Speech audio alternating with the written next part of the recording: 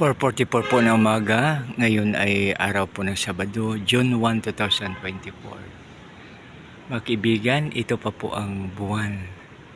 Mayroong makikita na mga bituing, mga maririkit. And makikita po siya pero hindi na makita sa kamera ng cellphone. No? So, pero pag tingnan makikita mo pa. Ito po mga kaibigan ang buwan. No?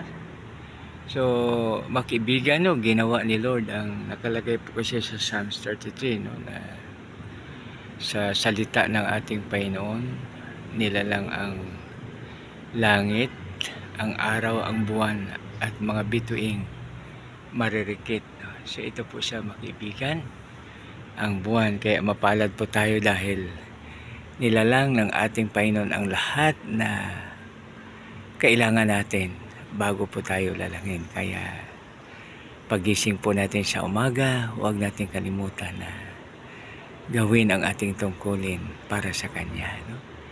Seek ye first the kingdom of God and His righteousness, and all these things shall be added unto you. No? Di napakaganda pag tayo ay mag-pray, mag-awit ng papuri, papasalamat at pagsamba tuwing pagising natin sa umaga, anuman pong busy natin.